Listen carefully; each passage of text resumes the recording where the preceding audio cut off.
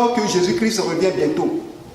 Et si le Seigneur m'amène à prêcher ce thème, c'est parce que j'ai eu un songe dans lequel il y a eu l'enlèvement.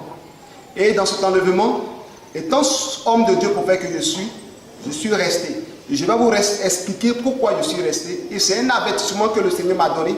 Et il m'a dit: ce que tu as reçu, parle aussi à mes enfants encore qui doutent de mon retour, de l'enlèvement de l'église. Et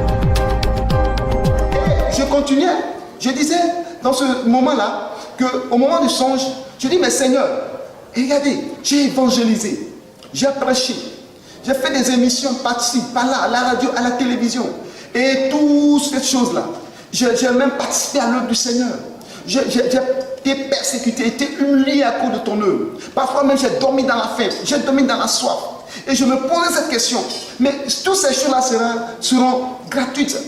La voix me dit, dans Ézéchiel 3, il dit: si je dis au juste qu'il va mourir et qu'il se repent, des œuvres seront bénies. Et il bénéficie de ces œuvres-là. C'est-à-dire quoi? C'est-à-dire que le juste, lorsqu'il est juste et qu'il se repent, ses œuvres continueront, les bonnes œuvres continueront. Mais si le juste ne veut pas se repentir, qu'il meurt. La Bible déclare que le sang ne tombe pas sur celui qui a prophétisé. Mais toutes ces œuvres, cette justice sera oubliée. Donc, si quelqu'un n'a pas été enlevé, que la personne est restée, je vous l'assure, tout ce que tu as fait comme offrande, tu as donné comme dîme, tu as soutenu l'œuvre du Seigneur, tu as bâti pour l'œuvre du Seigneur, tu as évangélisé, tu as prêché, tu as chassé des démons, toutes ces choses-là, le Seigneur ne reconnaît plus ces choses. C'est pourquoi la Bible déclare que je ne vous ai jamais connu. Je ne vous ai jamais connu. Arrière de moi, serviteur d'iniquité. Bien-aimé, ça fait très mal d'avoir servi le Seigneur pendant des années, d'avoir consacré toute ta vie entière, et tu arrives devant le Seigneur, il dit: je ne te connais pas. C'est pourquoi je dis à quelqu'un qui m'écoute de faire très attention à sa vie, à sa manière de servir le Seigneur. Le Seigneur a permis que j'annonce cela à la télé, pour que tu puisses comprendre, serviteur de Dieu, toi qui m'entends, ne joue plus avec ta vie, ne t'amuse plus avec ta vie. Tu prêches, mais tu es trop léger dans ce que tu fais. Laisse-moi te dire que le temps est proche. Jésus revient bientôt. Il faut arranger ta vie. Ce que tu fais, mets une vie de sanctification. Travaille dans le ministère. Fais l'œuvre d'un évangéliste. Comme Paul pourrait dire à Timothée: prêche, exhorte, encourage. Et que ne vis pas une vie de sueur, mais une vie de sanctification. Une vie tu donnes gloire au Seigneur et la crainte de Dieu. Et bien aimé, j'étais là. Je dis: mais Seigneur, donc tout ce que j'ai fait, tout est annulé. Il dit: mais ta justice, tu t'es évanoui parce que tout ce que tu as fait, tu n'as pas été enlevé. Qui va te récompenser? Si au moins tu as été enlevé, la Bible déclare: vos œuvres vous suivront. Les bonnes œuvres te suivront au ciel. Les mauvaises œuvres te suivront à l'enfer. Vous bien-aimés, je dis à quelqu'un de faire très attention à sa vie. Et après ça, je suis parti et j'ai vu mes enfants et je me suis réveillé. Quand je suis réveillé, je suis couché, j'ai regardé la toiture. Je n'avais pas la joie. J'avais une petite joie dans mon cœur où je savais que la trompette a sonné. Je suis resté, mais c'était un songe. Il y a une joie, une petite joie qui était en moi. Et je me réjouissais un peu parce que Jésus-Christ est venu. Je ne suis pas parti, mais c'était un songe. Mais en même temps, j'étais couché et je sondais ma vie. Et je réfléchissais sur ces trois choses: le portable, les soucis et les murmures, les paroles, tout ce que je vais parler. Je réfléchissais. Et là, au moment où je pensais, je méditais sur, je disais que, mais les gens ne veulent pas changer, Seigneur, c'est pourquoi je leur parle la parole de Dieu. Je prêche pour que les gens changent.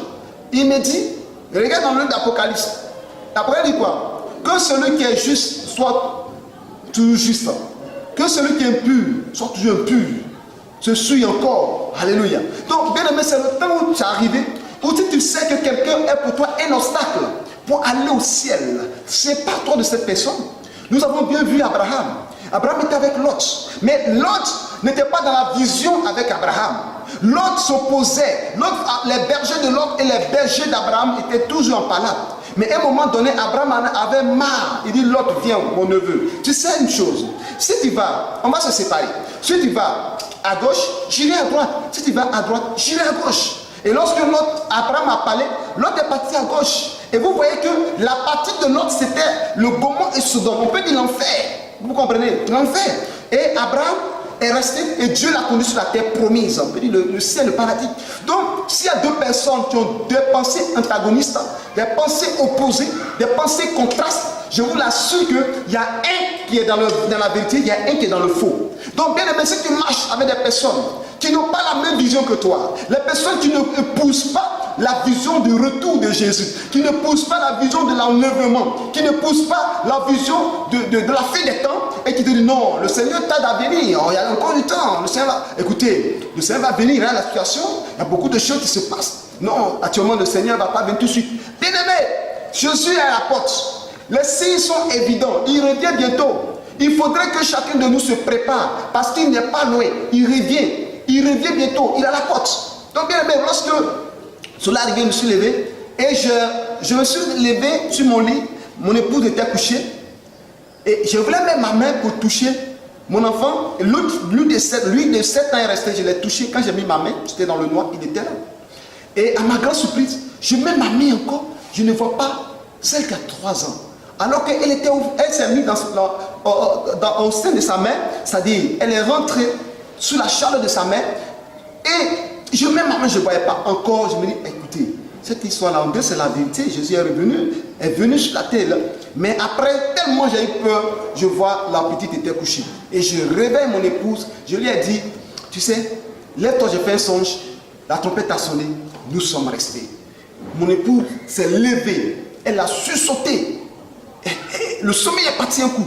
Et elle dit, explique-moi le songe. Je lui explique le songe, j'ai dit, seule la petite qui est couchée qui est restée. Moi, qui est parti plus tôt, 3 ans est parti. Moi, je suis resté, tu es resté, nos 4 enfants sont restés. Mais j'étais tellement touché, abattu de regarder mon enfant et mon épouse. Mon épouse est rentrée dans la chambre des enfants et il est parti réveiller les 3 enfants. Il dit, levez-vous, levez-vous. Parce que c'était aux environs de 4h, 5h du matin. Que papa a fait un songe où il y a eu la trompette à sonner. Nous sommes restés. Les enfants aussi, puisque j'expresse un message, se sont levés en sursaut et ils sont venus. Et je leur ai expliqué le songe. Maman leur a expliqué le songe. Et quand maman leur a expliqué le songe, on a essayé de sonder leur vie. Nous avons vu que les enfants aussi, et effectivement, avec la légèreté, souvent en regardant les films, les feuilletons de 19h, en voyant toutes ces choses-là, a suivi l'esprit de nos enfants. Le plus petit, qui est resté de 7 ans, qui était animé d'une colère très terrible. Quand on lui dit, viens te laver, il se met en colère, il commence à taper, je mets la part, viens faire ceci. Et toutes ces colères ont fait que mes enfants sont restés. La colère a fait que le 7 ans est resté. Les choses impures, le sexe, on voit le sexe à la télé, les choses impures, les hommes qui s'embrassent, les femmes qui s'embrassent, tout cela a suivi l'esprit de mes enfants et la trompette a sonné, les enfants sont restés. Comme mon épouse a pris les enfants un à un, en leur posant des questions, mais qu'est-ce qui ne va pas dans vos vies? Et quand elle a touché ce côté-là, les enfants se sont repentis, les enfants ont confessé qu'évidemment, surtout on est là, on a des choses, des images pornographiques, et toutes ces choses ont suivi l'esprit des enfants, les enfants sont restés. Je ne pouvais pas parler, parce que j'étais encore sur le choc du songe, j'étais encore sur le choc de la vision.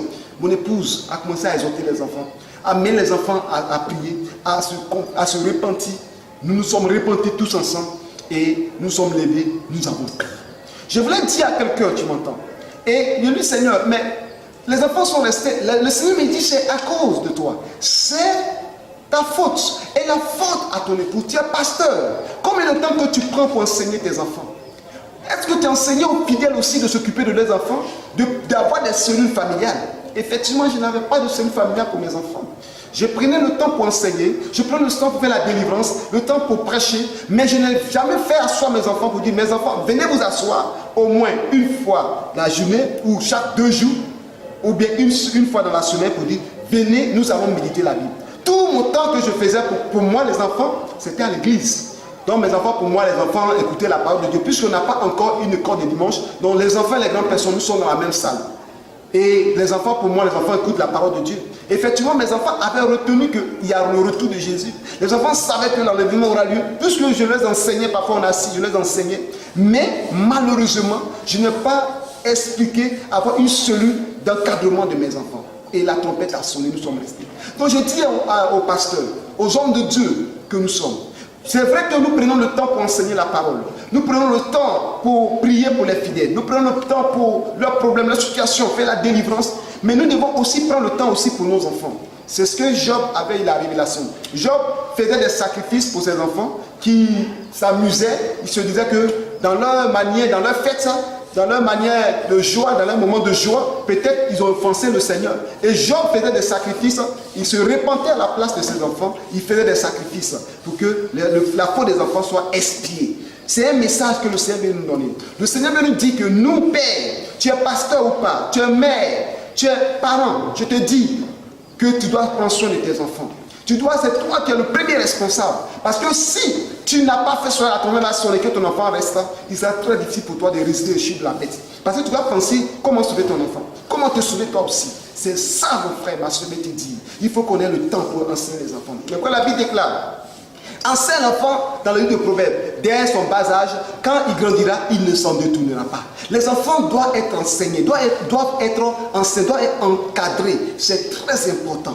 Et je dis aux frères et sœurs de soutenir aussi les hommes de Dieu. Parce que ce n'est pas un ministère facile. Ils s'occupent de vous, ils prient pour vous, ils sont là pour vous. Mais eux aussi, parfois, ils n'ont pas le temps pour leur famille. Ils n'ont pas le temps pour leurs épouses. Ils n'ont pas le temps. Les sœurs n'ont pas le temps pour leur mari.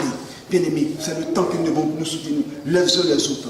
Sois béni mon frère, sois béni ma soeur. Que ce témoin que tu viens d'entendre soit un témoignage qui doit changer ta vie.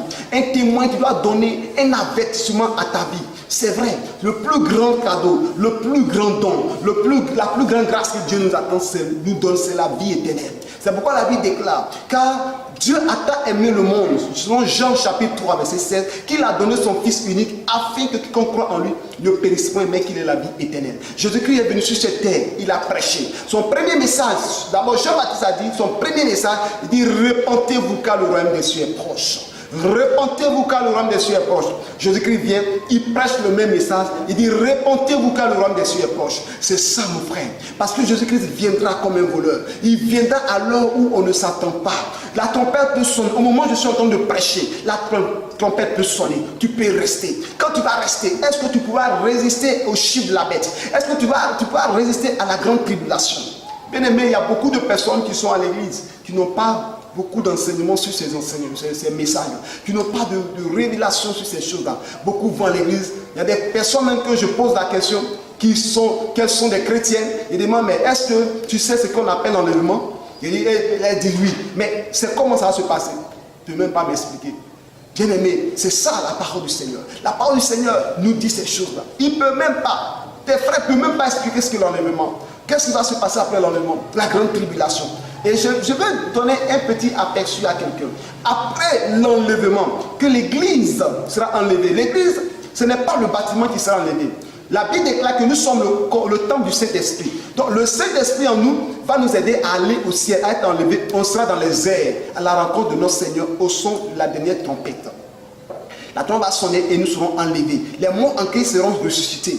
Les apôtres Paul seront ressuscités, les Pierre, les Jean, Jacques seront ressuscités. Mais ceux d'Abraham, eux sont déjà ressuscités avec Jésus de Nazareth. Le jour où Jésus-Christ est ressuscité, est mort, on dit les tombeaux se fendirent, il y a eu des tremblements de terre et plusieurs saints dans le livre de Matthieu, plusieurs saints ressuscités. Donc que ce soit avant Jésus, tous les saints, les hommes de Dieu, les gens au temps d'Abraham sont déjà partis. Mais après l'enlèvement de Christ, nous qui mourrons, nous allons rester jusqu'à ce que la trompette sonne. Et nous qui allons rester aussi, lorsque la trompette sonne, nous serons enlevés pour aller au ciel. Et après ça, Christ viendra, d'abord il y aura un moment de 7 ans. 7 ans. Les 7 ans, on appelle les 7 ans de tribulation, les 7 ans de souffrance. Et l'Antichrist va venir. Et quand l'Antichrist va venir, il sera le président mondial. Et d'abord, quand il va venir, il va se montrer quelqu'un qui est bon, doux. Mais je vais vous dire une chose. Le jour de l'enlèvement, il y aura beaucoup de catastrophes. Il y aura beaucoup de morts. Il y aura beaucoup de blessés. Il y aura beaucoup d'accidents. Imaginez qu'un avion qui a pris plus de 200 personnes, ou bien 250 personnes, 300 personnes, et que le pilote, les deux pilotes, le pilote et le copilote, sont enlevés. L'avion va aller cracher, va tomber, va s'écraser. Et imaginez aussi un car qui s'en va, qui voyage, et le chauffeur est chrétien, en vitesse de 150 km ou 170 km ou 200 km/h, et un coup, le chauffeur s'en va, la voiture va aller cogner. En ce moment, il y aura tellement d'embouteillages, il y aura des coupures d'électricité, des avions qui vont tomber sur des hautes tensions, il y aura tellement de situations très terribles. Les gens pensent que cette terre que nous sommes dessus, nous allons rester dessus. Nous ne resterons pas dessus. Paul a dit, nous sommes étrangers et voyageurs sur la terre. Donc c'est pourquoi, puisque nous sommes étrangers et voyageurs sur la terre, nous devons préparer notre endroit où nous allons partir vivre éternellement, c'est-à-dire la vie éternelle, la cité céleste, la nouvelle Jérusalem. Donc quand à l'enlèvement, il y aura tellement de morts, tellement de catastrophes, coupures de courant, beaucoup de choses. En tout cas, le monde sera plongé dans l'obscurité totale, avec trop de choses, des crimes, des viols, des banques braquées, de toutes ces choses-là. Ils vont avoir tellement de choses horribles. Bien aimé, après ça, le gouvernement mondial va s'installer et il va dire, bon, ok, comme toutes ces choses-là sont arrivées, nous allons réorganiser les choses. Et c'est là que tout ce qui est de francs CFA, euros, dollars, il va changer en une seule monnaie. Une seule monnaie. Et toi qui as tes billets sur toi, tu vas penser que l'argent que tu as volé, tu vas te servir. Mais lorsqu'ils vont changer les billets, tu ne pourras plus l'utiliser. Et après ça, il va demander d'avoir une seule armée, une seule religion, c'est-à-dire l'église évangélique, l'église protestante, l'église catholique, les musulmans, l'islam, les bouddhistes, les écancars, le vaudou, le fétiche, la rose-croix, l'illuminati et toutes les sectes du monde entier. Tout ce qui est le judaïsme, tous vont se mettre ensemble pour former une seule religion. Et toute personne qui va refuser de s'allier à ça sera tuée, qui sera persécutée, torturée. Vous comprenez? Bien aimé, l'enlèvement est proche. Sanctifions-nous. Mais le retour de Jésus est proche. Le retour de Jésus est proche. Chacun doit savoir. Et je vous le dis, donc ces signes montrent que le Seigneur est à la porte. Et après ces choses-là, quand les chrétiens seront enlevés, je parle de la religion mondiale, je parle d'une seule église, une seule religion, une seule monnaie, une seule banque, et toutes ces choses-là, parce que l'Antichrist sera là. Et l'Antichrist va venir faire des miracles, comme la Bible dit. Il y aura le faux prophète, il y aura la bête, et ils vont venir faire impacter le monde entier.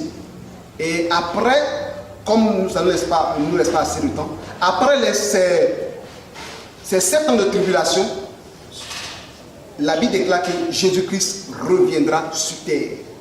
Il va venir régner sur la terre pendant 1000 ans.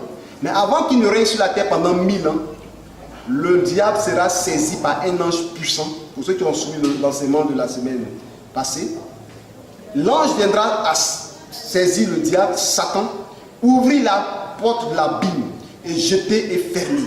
C'est-à-dire l'enfer sera fermé. Et Jésus-Christ va régner 1000 ans sur la terre. Et en ce moment, il n'y aura plus de démons. Et les gens vivront. Jésus-Christ sera le roi sur la terre. La vie continuera.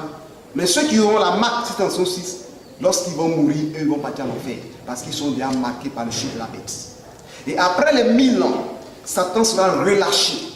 Et quand il sera relâché, Satan va vouloir séduire le monde entier. Et c'est ainsi que l'Antichrist va vouloir prendre toute son armée et aller attaquer Israël. Israël, la terre sainte de Dieu. Et lorsqu'il va attaquer la terre d'Israël, il y a un endroit, il y a un carrefour que la Bible a parlé et c'est là que la guerre va se passer. La Bible appelle ce lieu Megiddo, Armageddon, la vallée des ossements. Et toutes l'armées du monde entier, et ils vont se retrouver à ce même endroit. Avant, c'était l'endroit où il y a le fleuve Euphrate. Mais le fleuve a séché pour laisser passer l'armée du monde entier. Et c'est à cet endroit-là qu'il va avoir la guerre d'Armageddon. Et toute l'armée du monde entier vont se liguer, toute l'armée du monde entier va se liguer, cette armée va se liguer vers Israël, aller attaquer Israël. Et lorsqu'ils vont partir, la Bible déclare que le Seigneur Jésus-Christ reviendra et de sa bouche sortira le feu et qui va consumer, tuer toutes ces personnes-là. Et que ce soit le faux Christ, que ce soit la bête, le faux prophète, que ce soit le diable Satan, le dragon, ils seront jetés dans le lac de feu. Et à ce moment, il y aura la Bible, c'est-à-dire le lac de feu. Et les chrétiens, le Seigneur va détruire la terre, il va détruire le ciel, et il y aura de nouveaux cieux et de nouvelles terres. Et sur cette nouvelle terre, la cité céleste, la nouvelle Jérusalem, quittera auprès du Père, auprès du Dieu créateur, comme une épouse se met sur la nouvelle terre. Et nous les chrétiens qui sommes sauvés, qui serons sauvés, nous serons dans cette cité. Et après, il y aura une dernière résurrection. La dernière résurrection, c'est la résurrection de tous ceux qui n'ont pas été enlevés, tous ceux qui sont morts et qui n'ont pas été ressuscités avant Abraham, avant la venue de Christ sur terre. Et après, tous ceux qui sont morts et qui n'ont pas Jésus-Christ seront ressuscités. La Bible dit, grand, dans le livre d'Apocalypse, grand, petit et grand seront tous devant le trône de Dieu. Et quiconque n'aura pas son nom inscrit dans le livre de vie sera jeté dans le temps de feu où brûle le soufre. Vous savez, le soufre, c'est un produit jaune. Et si vous ne connaissez pas le soufre, c'est jaune. Et quand vous mettez le soufre dans le feu, la fumée, quand ça rentre dans tes yeux, on dirait que tes yeux vont s'éclater. Et ça sent mauvais. Or, la Bible nous dit, pour ceux qui ont visité l'enfer, la Bible déclare que, selon les témoignages, que l'enfer sent le souffle. Il y a le souffle et c'est difficile à respirer. Les gens, même pour respirer, ils n'arrivent même pas à respirer. C'est-à-dire, quand ils sont dans ce feu-là, ils n'ont pas de respiration. Mais ces personnes vivent. Ils ne mourront plus jamais. Et c'est dans ce lac de feu que le Seigneur va jeter Satan, le faux Christ, l'antichrist et le faux prophète, le dragon et tous ceux-là qui ont suivi le diable. Ceux qui ont le chiffre de la bête sur leur front et sur leurs mains seront jetés dans le temps de feu. Et ils brûleront pour l'éternité. Alléluia.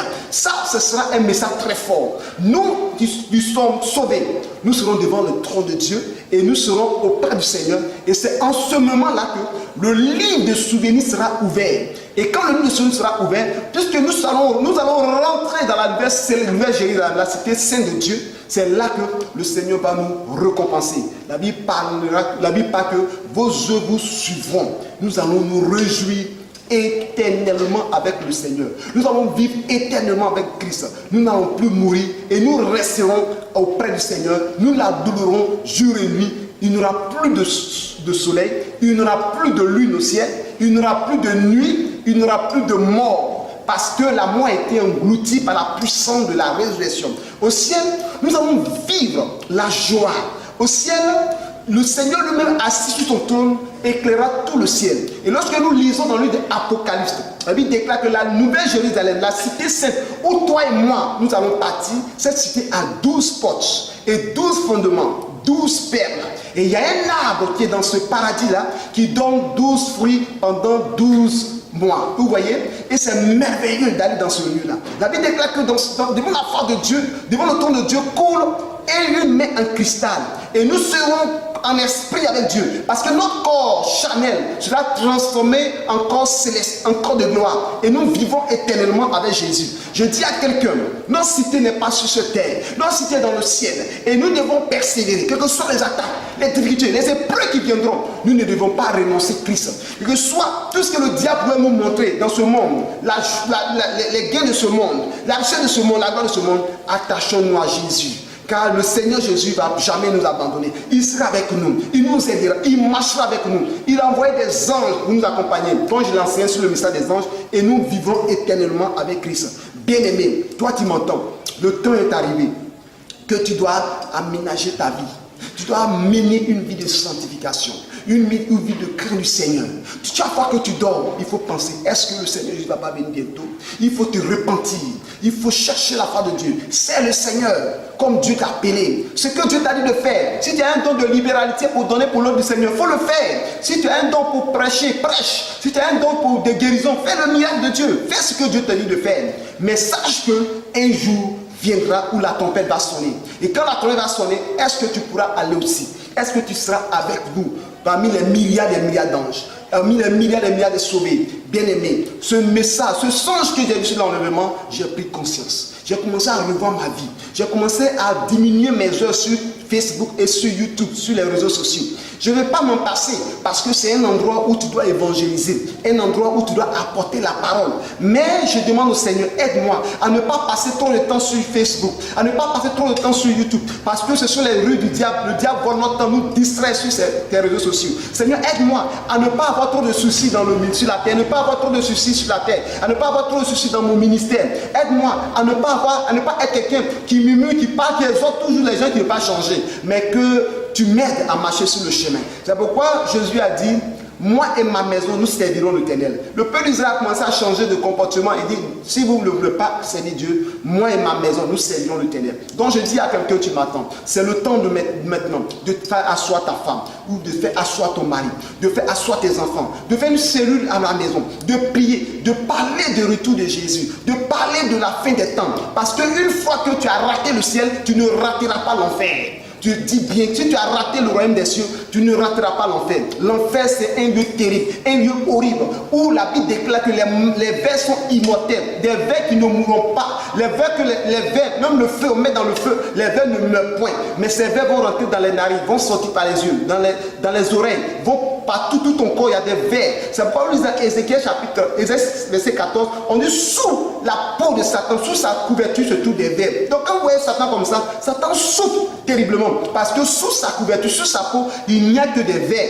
Mais Satan fait croire qu'il est en paix. Satan n'est pas en paix. Donc, il sait que lorsque tu vas partir en enfer, ces vers vont te ronger. Ces vers vont te fatiguer. Tout ton corps sera brûlé, mais tu ne vas jamais mourir. Il va rester tes os, mais tu ne mourras jamais. Parce que l'âme ne meurt pas. C'est l'âme qui va en enfer. Je dis, mon frère, ma soeur, c'est le temps que tu dois comprendre que Jésus revient bientôt. Il faut revoir ta vie. Je te demande pardon. Revois ta vie, ma soeur. Toi qui ne vas pas à l'église, toi qui n'as pas encore accepté Jésus, c'est le temps de l'accepter. C'est le temps de t'approcher de lui. C'est le temps de dire, Seigneur, qu'on doit faire pour être sauvé. Comme ce geôlier qui est venu devant le Paul et Silas, geôlier ou centenier, il dit, Seigneur, que dois faire pour être sauvé? Il dit, crois au Seigneur Jésus et tu seras sauvé, toi et ta famille.